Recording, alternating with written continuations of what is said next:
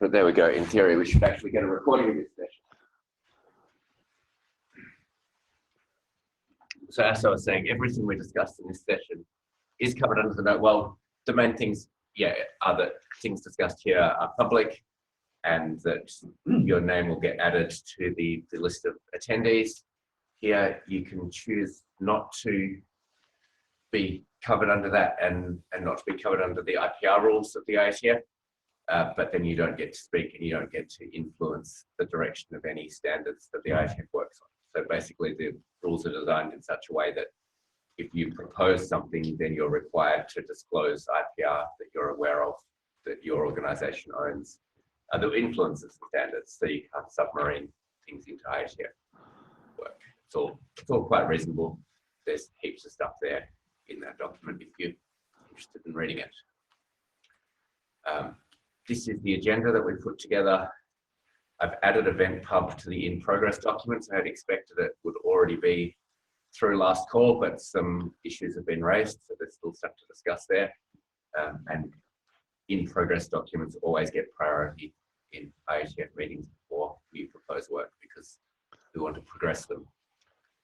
We then have the drafts that we have proposed to work on soon. Scheduling for JS Calendar could potentially be put into future work rather than propose next drafts because we're not really ready for it yet. And then moving through there, we have the proposed new work. And push is something that's been discussed a few times and that we were waiting for Martin to produce new documents on. But since Martin's here, we can talk about that straight away too. I have started a paper sheet section here. There's a link that I emailed to the Calexty list. If you want to pop into this document, you can add yourself there, or I can go around and ask everyone's details, name and affiliation, or I could just grab them off the CalConnect attendees list, plus the people who I can see attending remotely here. But I'll put that together as a full list that will go into the documents that get uploaded to the IETF site. All right, let's get started. Actually, first, let's nip back to the agenda for a second. Anything else that people want to discuss at this session? Does this look like a reasonable agenda to work with? Remote people, are you happy? Can you hear? Can you see? I'm slightly off camera for you, sorry. No, can hear you fine, Brian. I'm fine with the agenda. One status update.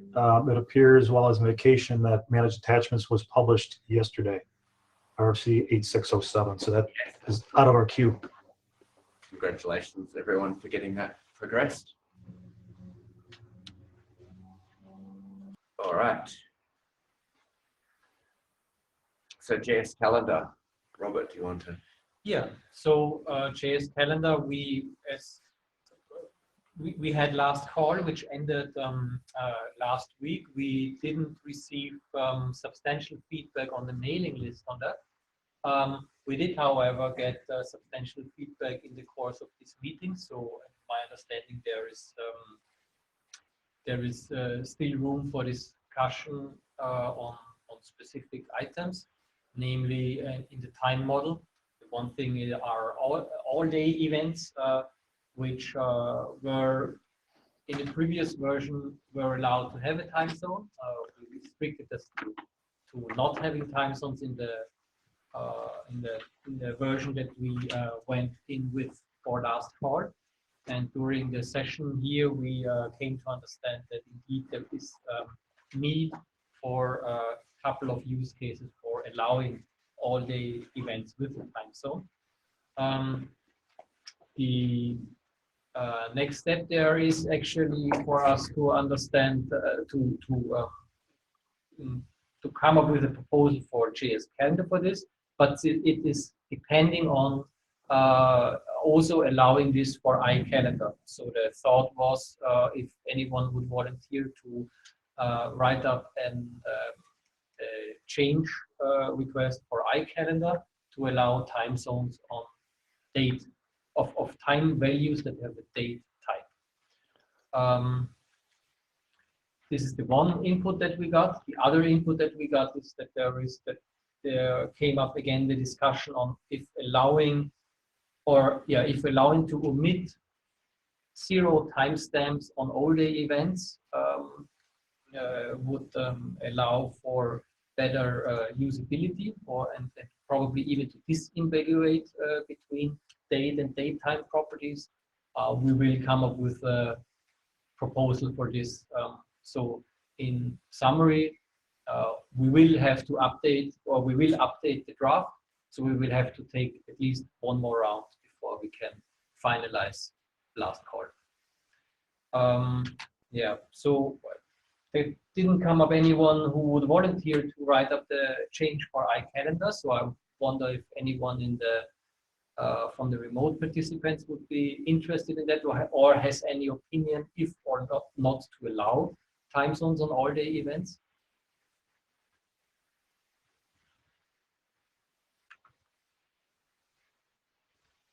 Okay, so I guess then the next step will be to put this, to bring up these 2 points also on the mailing list and identify how we can find consensus on what needs to be changed and what should be the outcome of the change. Yep, I'd like to add that the other option is not allowing time zones for all the events, but having a dedicated all-day flag for events with time zones. So to mark them as or indicate that they should be presented like all-day events. Yes, so we might come up with a change which basically changes the semantics of the is all-day Boolean, which very much is tied to the time model at the moment, to a property which might be named more show as all day, because it's just a hint for the client how to represent. And have the same chain or the same property in iCalendar. Yeah, that could also be an option. So it would just be an event that didn't even necessarily have to be an exact length of days or anything. It would just be show this one as an all day on whatever days it happens to cover on your calendar. So just a question. If I understand correctly, currently iCalendar does not enable to add a time zone. Am I correct? On a date property value type, yes. Yeah. On a date time you can. Yeah. Which means it's treated as a floating time event with a length of 1 day or how many days it's set out as. But yeah, if you use type date, it becomes a floating event automatically. And you can't set a time zone, which causes frustration. We discussed some things, cases where you say, I don't want an appointment to be made on my birthday. And you're doing things across multiple time zones, where is your birthday kind of considered? You know, I don't want to take a call on my birthday. Well, that will be the time zone you're in is the one that matters. Even if the day after or the day before might be a time that someone might want to call you from the other side of the world. Okay, and so, well, if we don't have this iCalendar extension, it means that GS Calendar, I mean, would provide some features iCalendar does not. Yeah. Yes. Okay. Is that technically true though? Because you could structure the event as daytime, going midnight to midnight, and specify the time zone, correct? Yes. So there is a way to translate between the two. It wouldn't be a feature that would be stuck in limbo if you try to convert from JS Calendar to iCalendar. Well, the all-day flag gets lost then. Yeah, it just means that for display purposes, it would appear as a blocking over that time in the calendar rather than as. There's also the issue. Right. Does an all-day event technically be busy? I don't think it does. Depends on what you say. Hey, Mike, can you speak up just a little louder? Sorry, I was just trying to remember what the implications are for free busy. Yes, I can look at the spec. It doesn't depend on all day. It's up to The the, valueless date is blocks up count of the day. yeah, I think so. All right. So obviously the next step here is to propose the changes and put together yet another, I guess, last call document. Yeah, we either that or we present first the proposed change on the mailing list. I think that makes sense. Present the proposed change and then issue a new document. Yeah, You know. I think that would be better to propose that on the mailing list and then. Yeah. Because But I don't think it's also necessary to keep compatibility within between GS calendar and iCalendar. I mean, I'm not. I mean, if one is getting more used, we should not. I mean, make things heavier with compatibility. I mean, not necessarily. So it was just a question like that. The other question I had regarding the two drafts is we need to maybe make sure that the comments that have been addressed to the event pub draft, mostly those related to security, have been properly handled in this GS calendar to avoid back and forth. I don't see any problem, but I have to maybe look at have a deeper view on that. But I think we're pretty safe because we're using I mean more conventional format. Mm. All right, so we'll move on. yes, Cool. Scheduling controls is me. It's a very simple spec that just adds a couple of headers to the CalDAV commands that allow you to say, I want to be treated as this user when I'm scheduling, and I want scheduling to not happen in some cases. So I want the server not to send any messages. I want to just be able to edit my copy of the event. The interesting part is I want to be considered to be this user. There's a scheduled user address set, which I have not yet done all the testing on, but I've certainly planned to do what clients do if you say that more than one address exists. It's a set and it should be able to be a list of potential addresses, but I imagine most clients just use one of them. But you say, I'm brong@fastmailteam.com and brong@brong.net and secretary at organization.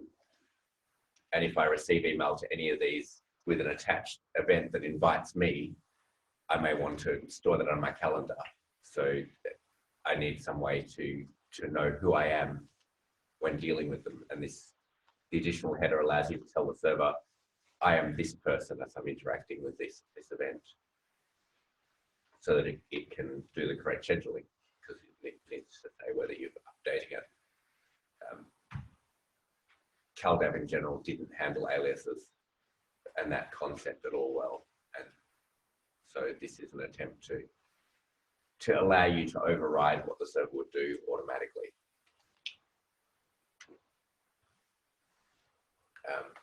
Anyway, I will write up a 0.1, but the question is, how do we advertise that the server supports these headers? And that I don't actually know how to do. So that's something I'd like advice from the group on. How would you tell? Ken's probably actually got a good idea on mine. You're asking how to advertise these support for these headers via CalDAV? Yeah. Let me ask this question first. If the server didn't advertise support, what is the client's optional path? If is it just quit, or is it do something different? Yeah, good point. The point I'm driving at is, does the client really need to know, or is it just going to try it regardless and see what happens? Yeah, no, good point. The client will probably just try it regardless, so there's no need. If we determine that we do need to advertise, the quick and dirty way is to add it to the DAV header the ever increasing in size DAV header, but I'm sure Mike would like to see it in the server information document that we've been working on endlessly. Is that actually standardized? Do we need to? Okay. Well, did we ever write a spec? I think we did. We started a draft. I don't know if it went anywhere. My guess is Martin probably implemented some of it client side, but I don't know for a fact. Yeah, I did. I'm not Yeah. using it, but I somewhere I have an implementation of that. Yeah, you tried it against your server. All right.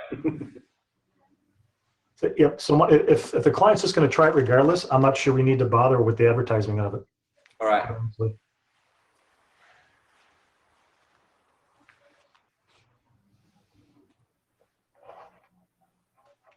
I'm happy with that. Cool. All right. I will write up a 01 saying we don't need to advertise it because clients will just go ahead anyway. It's advisory. Event Pub. Yes. What was the points here? Yeah, so I have, I'm partway through updating another spec. I think there were a few points that came up. I lost my list.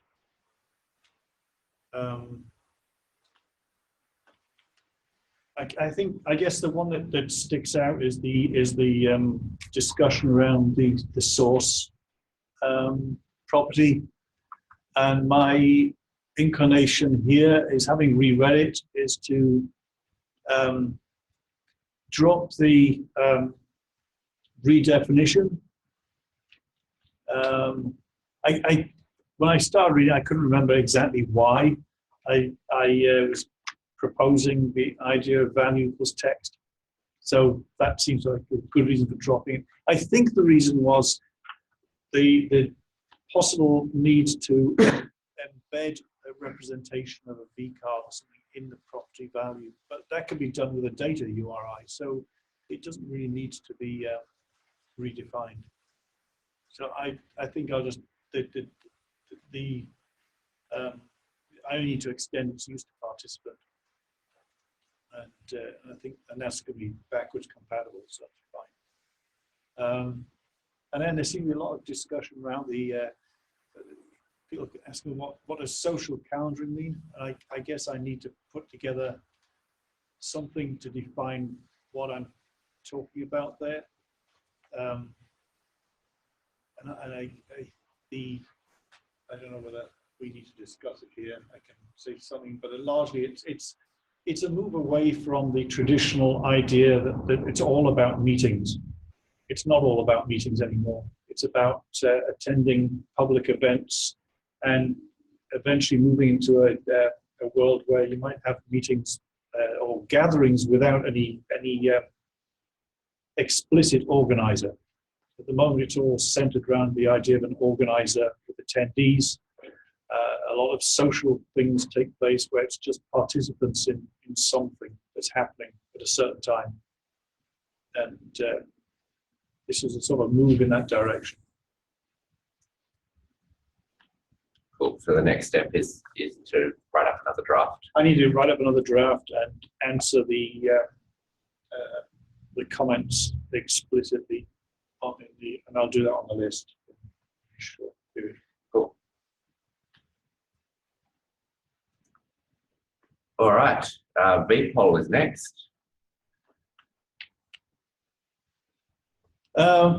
Yeah, I did upload the first draft of that, as Daniel asked. And we did say that it's going to need some restructuring.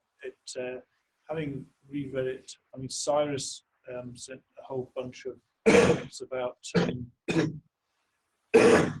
Event Pub, and then took a look at VPOL and said that as one of the editors, he'd take a look at it. I did manage to I guess I put his address in the uploaded draft. I tracked down an address for Eric, who was the other editor, an author of a thing, and he has offered to put some work into it as well. So I'll see whether we can get something out. It's a big document, and some of the restructuring that's being proposed is fairly significant. But it's probably worth it before we go too much further. I don't know whether we can meet a June 30th deadline that was being proposed. I can't remember what. There was a date that was being proposed by Daniel. I think we wanted to see it before June 30th. I don't think Okay, I don't think we'll necessarily reach might that. have been me setting Was it you or a milestone as well. But we'll try and get it out, get something done fairly quickly. But that's basically where we are at the moment with that, I think. Cool. The name needs to have IETF before the CALEXT part, so draft-IETF-CALEXT. Oh, I updated in the order wrong to name, show sorry. up in the Oh, tracker. That was pretty Just my. like to search for it. Oh, I guess that's my editing. Yes, I okay. have made exactly the same mistake a few times. Yes, we remove one bit and then forget to Yeah. add the. Yeah, okay. I'll correct that. In the thing. Cool. Then it'll appear on the tracker. All right. So will that be another 0?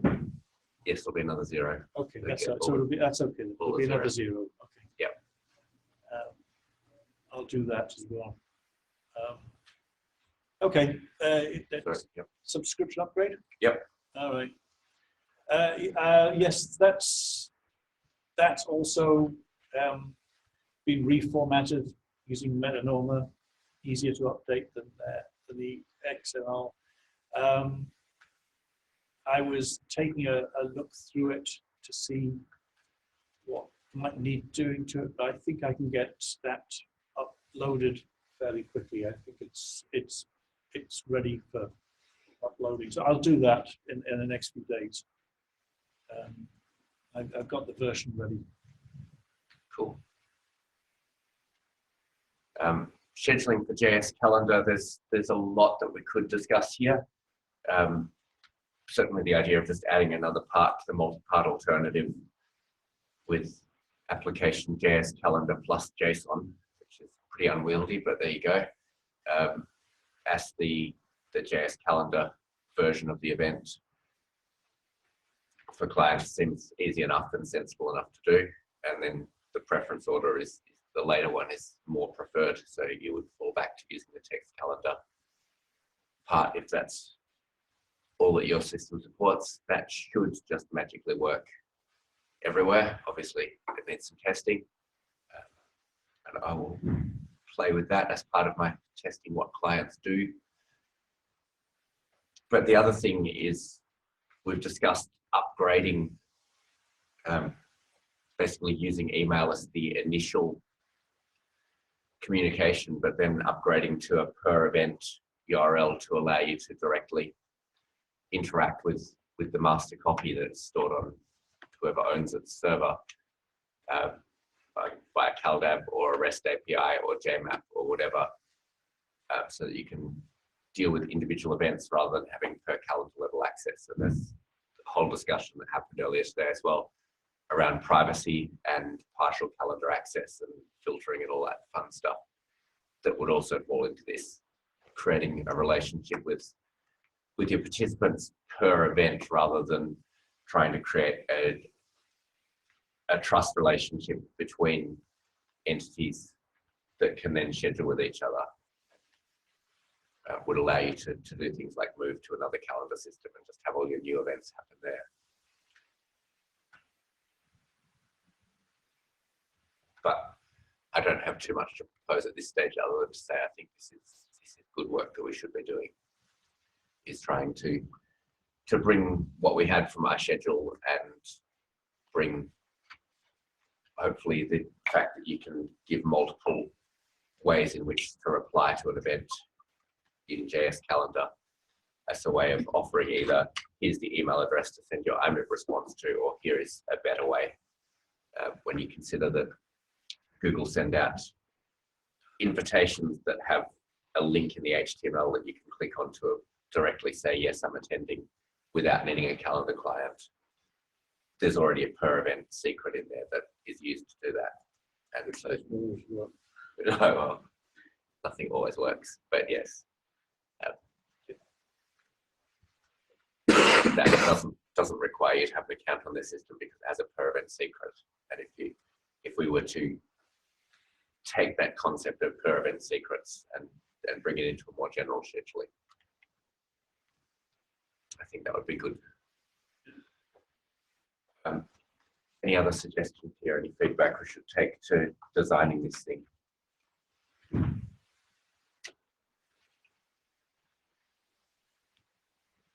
Awesome. All right. Future work, iSchedule Redux is basically that same stuff.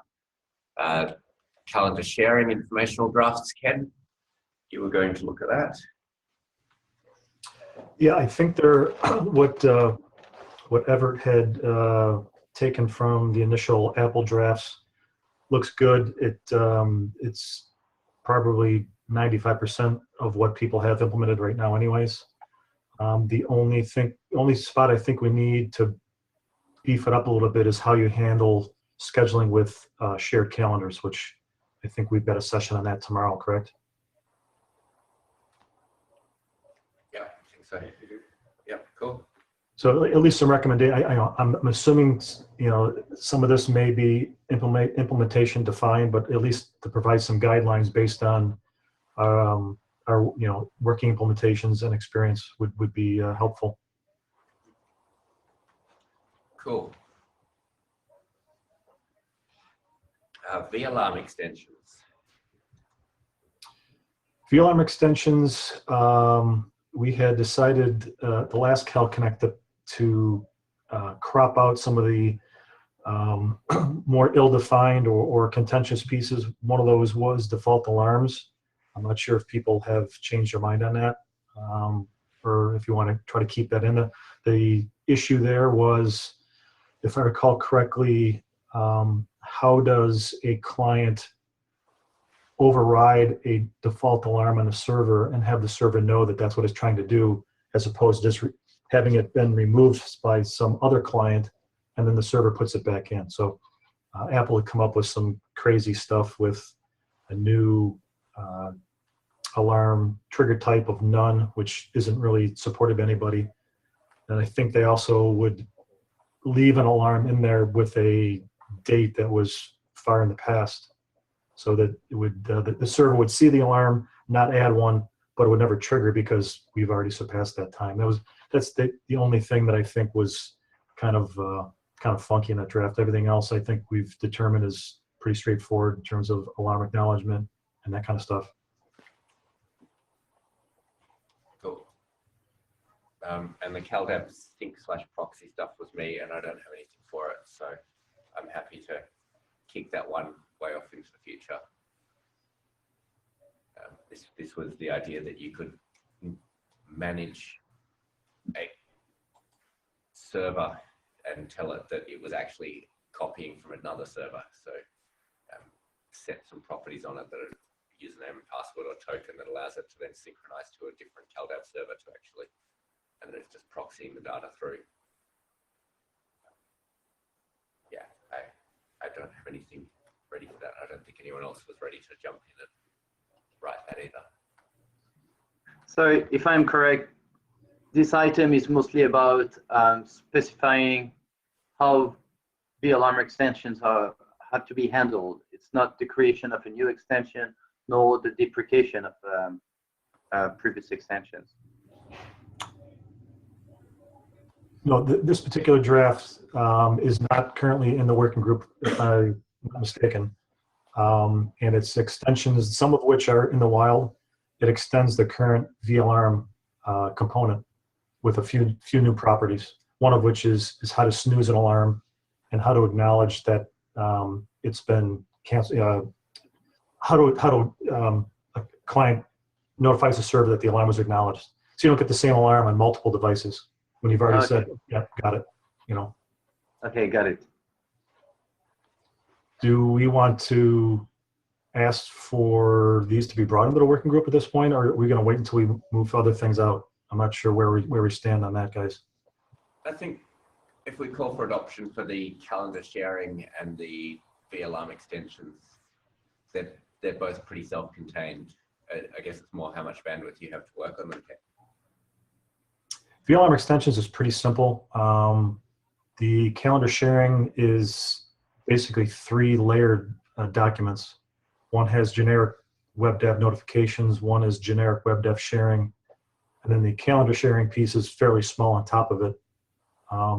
As I said before, I think the only place we need to beef up the text is how to handle this on public calendar. So I'm willing to work on these. I just need to know if I need to respin them as working group drafts before I start to edit it. Well, probably the interesting question for the generic web dev stuff is, should we do it here in CALEXT or should we do it somewhere else? That's a very good question. Maybe this needs to go through dispatch Yeah. to see if Nottingham wants to take it, or if we're going to come up with a new working group entirely. Yeah. All right. So let's throw the web dev sharing one to dispatch and say, hey, we've got this work. We have calendar things built on top of it. It's in the wild already, but we'd like to bring the web dev stuff, the web dev part through first. Fair enough. I guess we don't really want to make it informational unless we're forced to by the fact that it's already been implemented. Well, it's been implemented with the Apple namespaces on the dev elements. Yeah, right. We've made them more generic, so it's pretty trivial for an implementation to support both what we document and be backwards compatible with the Apple stuff. Well, in that case, we may as well do it properly, because even if we change things at that point, we're not tramping over the Apple namespace. So Exactly. it's a good switch. All right. So yeah, web dev to dispatch, I'd say. All right, that's all I've got slides of. Push. Yes, push. The current status is that there is a draft which is expired, or which expired a couple of years ago already. And on a recent, well, not so recent call, we decided to split it into 2 documents. First one to specify the generic model and push protocol, and the other one to specify the specific dev implementation of the model. And yeah, that still needs to be done. I've started with that work, and I hope I can get some help with the Metanoma thing, because I'm also translating it or converting it to Metanoma. I've heard there's or Ron is actively giving support in that matter, so we will try to contact him and then hopefully finish the first document quite soon. And at this point, there are no open questions. We are also came to an agreement how to handle error message or how to return error messages on the last call. Right now, I cannot remember what we actually decided, but I'm pretty sure I'll find the information somehow.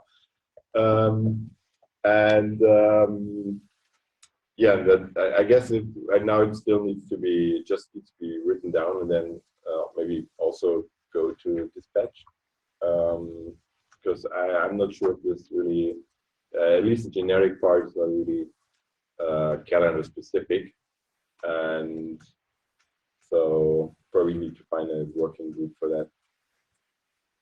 Cool. So we've got sharing and push to dispatch. Just one thing. How much support do you expect from people going to dispatch, for example? So in terms of people from here, Could be the. and Is that a 10-ish people, or is it 1 or 2, or? probably 5-ish, I would say. Okay. So maybe before going to dispatch, it might be good that we had a chat with the AD, Barry. Yep. So, I mean, because yeah, it might be. I mean, I don't know what he's gonna say, but I would like to avoid that we spend a lot of time moving. I mean, having a presentation at dispatch, and then we need to be clear on our set if we want to have that in CalDAV or if we want to have an individual AD sponsor draft, or I think given that it's only 5 people, and given that I'm not sure how people are willing to create a new working group, I think we need to clarify really what would be the best path for us Yep. to go to that, because we can be good at creating process. Let's reduce that path. And sharing certainly has a big countering component. That's where most of the interest is. Yeah. Counter and VCard. Yeah. That's where the discussion's going to be. So there probably is more point in keeping that here than anywhere else. Yeah, I guess It happens to Yeah. be. it's an HTTP level thing, but maybe it is. All right. I'll have a chat with Barry.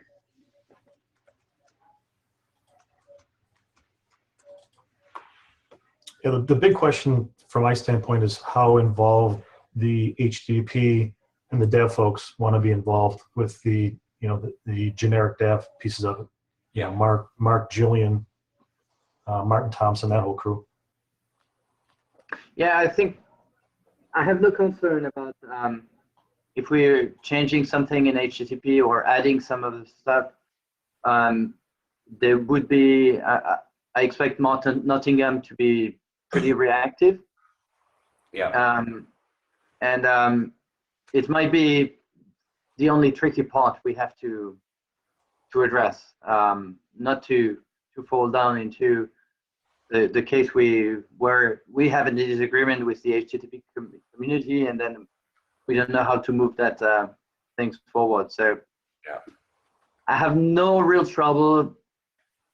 I mean, no concern about how. I mean, I think they're willing to provide some feedbacks. It's not that we have another working group that's going to influence them to provide feedbacks or not. I mean, it's a completely orthogonal.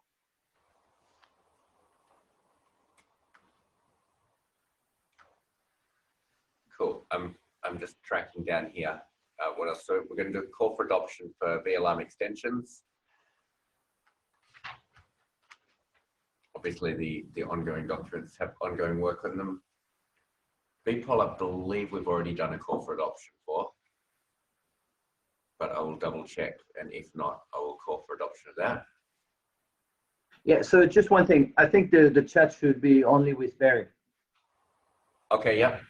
And then any questions related to HTTP should be sent to the HTTP working group.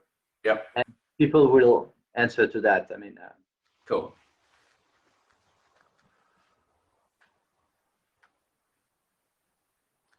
All right.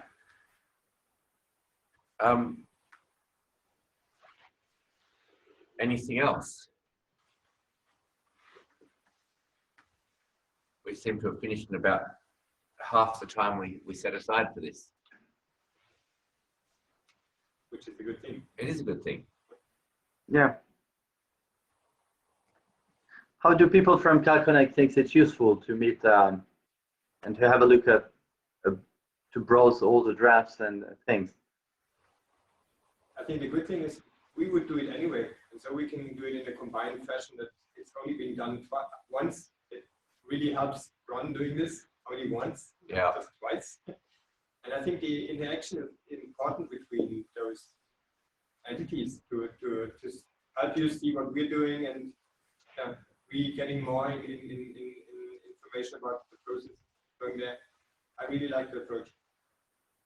Okay, looks to me good because we provide some more visibility, and AD not or ISG is not upset to say, well, oh, we haven't seen those drafts coming, and so I think that's a good way to progress.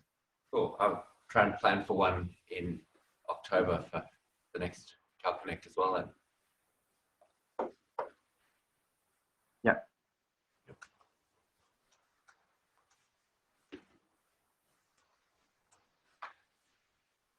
Cool. Thanks, Dave.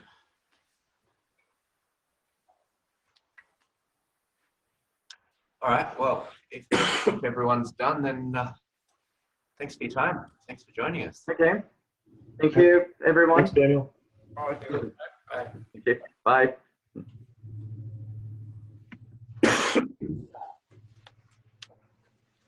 I couldn't join the talk of three because I hadn't had my second factor with me. Oh well. It's up in the room. Yeah.